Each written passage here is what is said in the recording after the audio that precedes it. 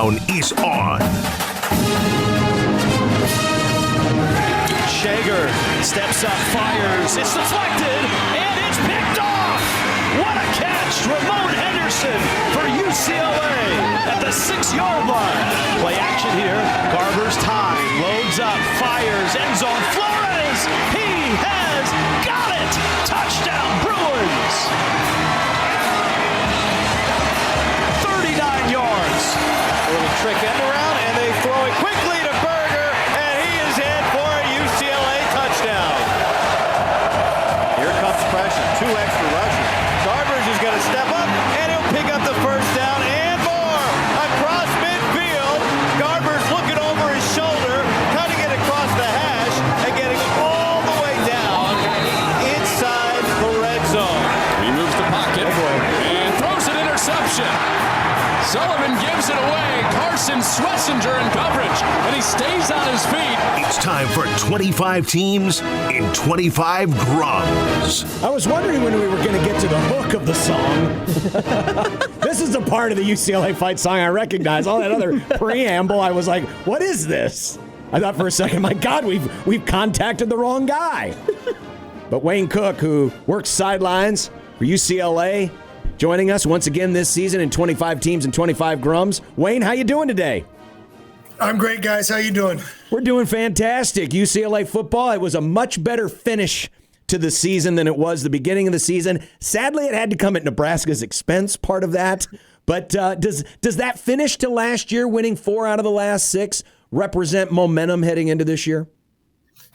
It does. I think the most important thing about it, you guys, is the team had a gauntlet of a schedule and had a 5-game stretch that was just ridiculous. I mean, including Indiana, which no one thought they were going to be as good as they were, but it was just tough. And for that team to hang in there and with a new head coach and Deshaun Foster and to beat teams like Nebraska and Iowa and Rutgers, 2 of those on the road, is huge. And then should have had Minnesota. Lost that one, a play away from winning that game. So the fact that they hung in there with a new head coach, I think, says a lot about what coach is trying to build. So you come off of that late stretch of the end of last season. You add in some impact transfers. I know we'll get to Nico, but where's the confidence level of the team at, especially just with the program? Felt like Deshaun Foster went out to Big Ten Media Days and just had more bravado about him. And it feels like the team, the program itself, feels like everyone agrees they're trending in the right direction. My favorite thing about Pac-12 Media Days is that Deshaun Foster basically told his team, I made a mistake. I screwed up. I wasn't prepared. And he used it as a life lesson. And to me, that's really cool. He's human. And he showed up at Media Days and crushed it. But here's what's also awesome about a first-year head coach. He was not afraid to make changes and make them quick. I mean, this is almost an entirely new staff. There's 3 coaches returning, and the rest are new. He brought in Tino Sinceri from Indiana, who I'm telling you guys is impressive as they come. This guy, he knows how to coach quarterbacks. He's going to be a great offensive coordinator, so I'm really excited about that because last year didn't work. This was one of the worst offenses in the country. 16 points a game is terrible in modern-day college football. You can blame the players all you want, but I just feel like the system and everything involved wasn't correct. So now you bring in new coaches, a new idea, coaches that Coach Foster feels comfortable with, was that he wasn't kind of rushed to hire. And then you bring in players like Nico. It's just kind of funny too, by the way, with all these quarterbacks that have been mercenaries over the last 3 or 4 years that move all over the place. We kind of pick and choose who we vilify and who we say is doing a great job.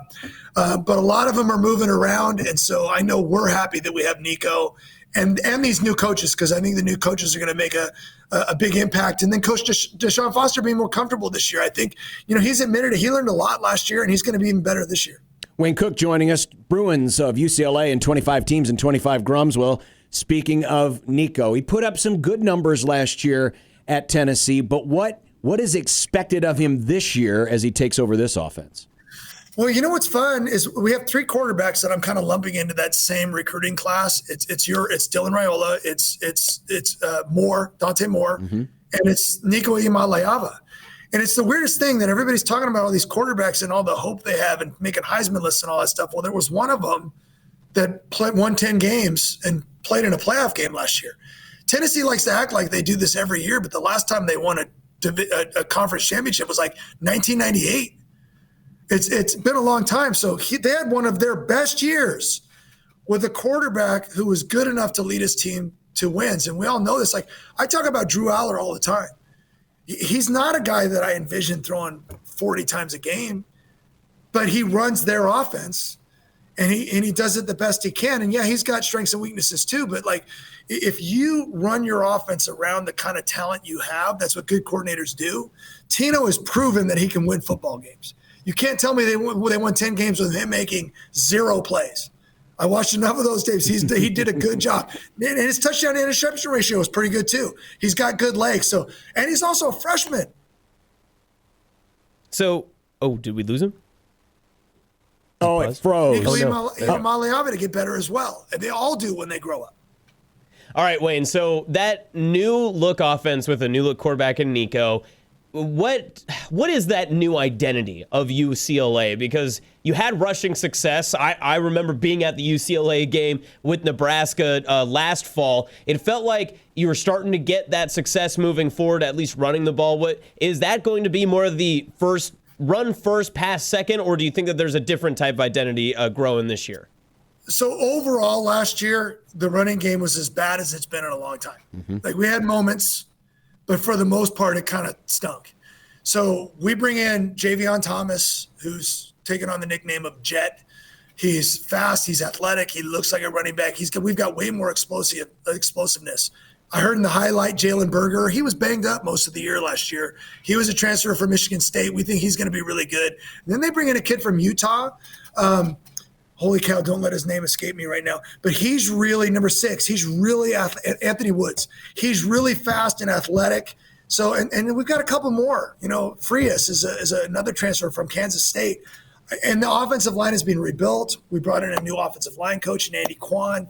I actually do think that. I think this year, I expect it to be run first. And then Nico, which, by the way, has got all kinds of talent, you guys. His legs, play action. But if you're run first and you can run the ball really, really well and you tie in a talented athletic quarterback, the sky's the limit. So I think the run game is a huge emphasis this year. Offensive line going to have at least a couple, if not 3 transfers who come in and take over starting. Pass pro was at times an issue last year. What does it look like up front?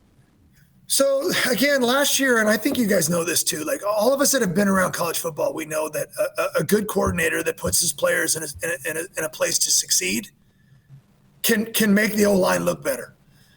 When you're running 20-yard crossing routes that maybe you used to run with Hill in the NFL that runs a 4-1, and you have an offensive line that are NFL guys, and you have play calls that are really, really long, like all that stuff with college kids is difficult.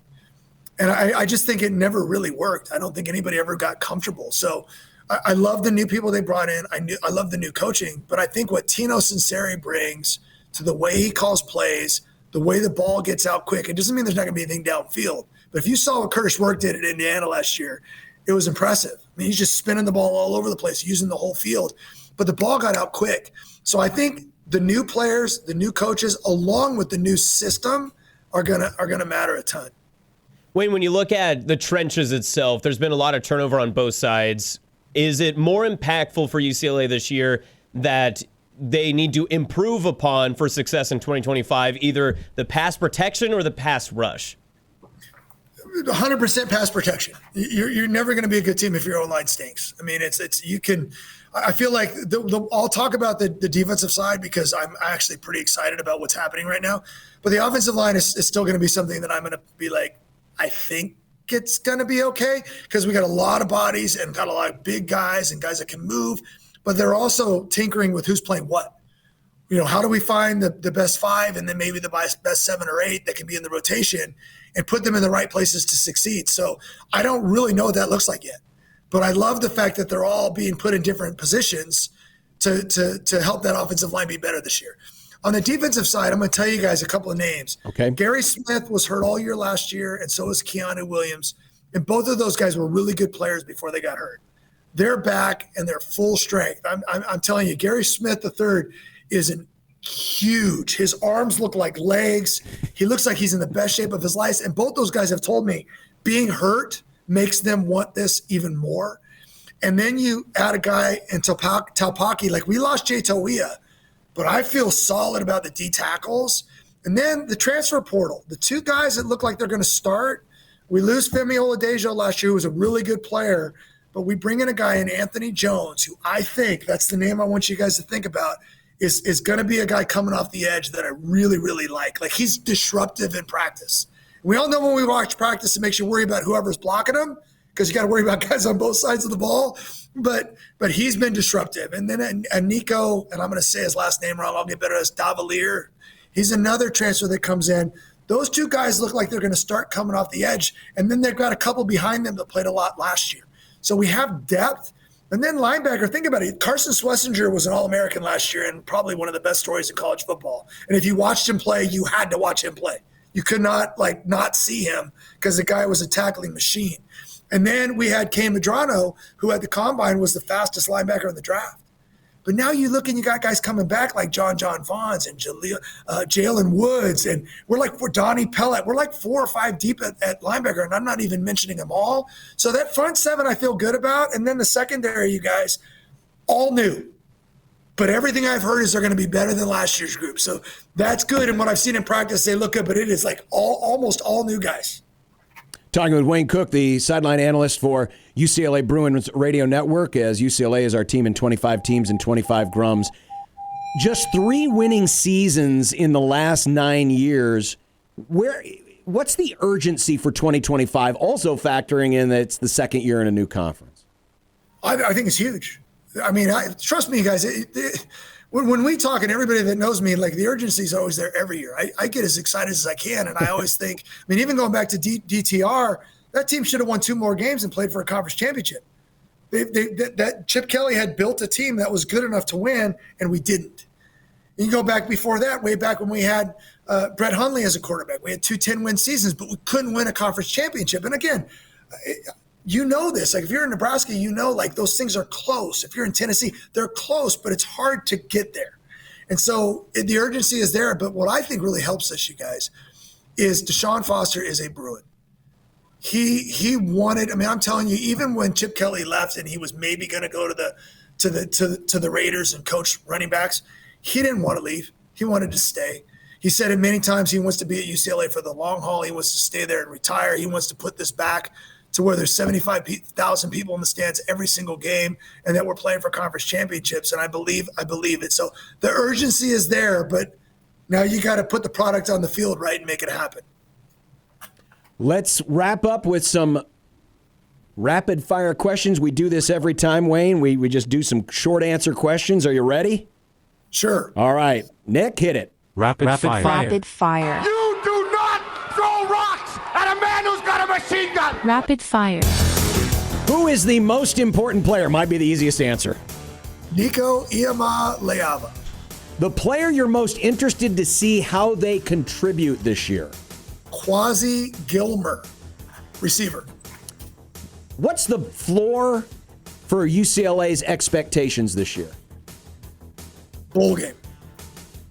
The thing you love most about this year's team is? Camaraderie. The thing that worries you most about this year's team? Offensive line.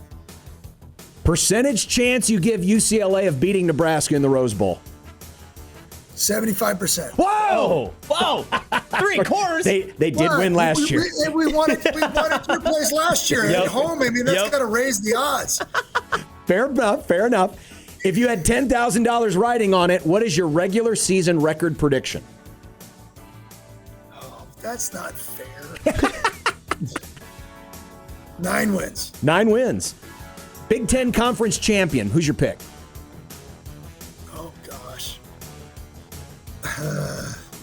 I want to say Penn State, you guys, but I don't trust Penn State. I'm going to go with Ohio State again. And give me 3 teams that you think will win the national title this year or could win the national title this year. Texas, Alabama. Gosh, I hate that I just did that. I think Kellen DeBoer is a great coach, you guys. Yeah, I really you do. saw him up close. Close and personal. I think he's a really good coach. And then I can't say Penn State because I just went against him, so I have to go with Ohio State. All right, fair enough. Good pick. Good picks all the way around. Wayne Cook, who works sidelines, former Bruin quarterback, who is UCLA, our team today in 25 teams and 25 Grums. I hope by the time, first off, we could have the best, if things work out, we could have the best quarterback battle in the Big Ten this year between Nico and Dylan. I really look forward to that. I hope both guys live up to the hype this year because I think it would be a fantastic matchup. I do too. Wayne, we appreciate it. Thanks for joining us. Thanks, Wayne. You guys, that was so much fun. Thank you. You bet. Appreciate it. Wayne Cook of the UCLA Radio Network. He got rapid fire. That was awesome. He got rapid fire. Of course, quarterback, they're the smartest guys on the team, right? No, Usually, he got it. By the way, thank you to Jordan. Yesterday, we were wondering, where all the picks were going in these rapid fire. He's been keeping track for us. Oh, good. Incredible. Because I was like, I'm going to have to go back and get this because I want to make a graphic. Okay, so good content. producing. So Good Wayne, producing, Nick. Wayne said Ohio State and Alabama and Alabama was something. who was the Texas. other? And Texas. All right, so I'm going to update these standings now. Were you more surprised that he said there was a 75% chance that UCLA beats Nebraska or that UCLA gets 9 wins? That was insane. Crazy. It's pretty tough. Let's take first off, let me recap. Okay. So far for all of the guys, and this is number 19. Mm-hmm. Ohio State's got the most title picks, 11. Now Texas has 9. Georgia 8, Penn State 6, Clemson 3, Alabama just got their second vote, Notre Dame's got 2, LSU's got 1, and who was our guest that picked Nebraska? I don't remember. It was one of the early ones. As the national champion? Yes. They were being nice. Oh, good for them. They were being nice. They were being very nice. So, yeah, why not? So you mentioned the 9-3 against this schedule. Yeah, that's my biggest issue is the schedule itself. I mean, there are 9 games that I think that they're competitive in. I don't know if there are 9 games that I would feel confident with them being a winner. Now, I mean, you start in the very first game. You'll start with Utah. I mean, you're not guaranteed to win. Right. I mean, there is a chance that UCLA is 4-0 going into Penn State. There is a chance. But Utah, like you said, could trip them up. There's a better chance I would argue there's a better chance they're 2-2. Really? Who's the second loss? UNLV. Sam McEwen's number 12 team in the country. Yeah. That's UNLV is there. UCLA should beat UNLV, but I wouldn't necessarily be jaw on the floor shocked if they didn't. But realistically, they're probably 3-1 going to Penn State, right? But then the middle of that schedule, I mean, Penn State follows Northwestern, then you go to Michigan State. So you got to think too about the road trips, right? You got to think about these road trips. So they're going UNLV, that's no big deal. But you're going across country to Northwestern. Then you host Penn State. Then you go across the country to Michigan State. Then you host Maryland. Then you go across the country to Indiana. Idle week, second day in a row. USC yesterday, we talked to them. Yep. Back-to-back teams, Nebraska's facing off a bye. Yeah. Off an idle week. So that could be an advantage for the Bruins. Then they finish with Ohio State, Washington, and USC. I mean, Wayne, I think their final 4 games you could lose out, and that doesn't get you to 9 wins. Well, UCLA 4.9 wins according to K Ford. Yeah, just a 1% chance of 9 wins. A 35% chance of being bowl eligible this year according to K Ford. 35%. But if Nico is what he is, if they can improve the running game, that's the thing I had forgotten as I was doing the prep for this. UCLA had not run for 100 yards in a game all season until they faced Nebraska. Well, of course. And then, of course, Nebraska gave up 100. I think it was 140 yards. If you recall, there was a big quarterback keeper. There was a big quarterback keeper. Yeah, there was that part of it too. Your question about the quarterback duel there. There is the way that UCLA is constructed this season. There is a scenario that Nico plays well, but the team's record does not necessarily reflect that. I think that is true. I think the defense will struggle. I was so interested in the fact that he felt that pass protection was more important than pass rush. They were 78th in pass sacks per game last right. year. But that's spoken like a true quarterback. He's always looking to protect himself. Yeah, that's fair. I mean, they were barely getting back to the quarterback. Most of their sacks actually came in the last 3 games of the year, and yet they're still trying to. I understand, but you assume that when you get new talent on your team, especially offensive line wise, Nebraska's doing this. Your offensive line is going to improve dramatically. So I'm surprised that they're not trying to put more emphasis on trying to be like, we got to get a defensive line that can get pass rush. Yeah. Because if you can't, you're going to get cooked by a lot of teams that have great athletes. They did go into the portal, as you heard from Wayne. They did pick up a lot of guys out of the portal. So we'll see how it works out for them. But, yeah, it would appear to be pretty long odds, even just to get to a bowl game this year for UCLA.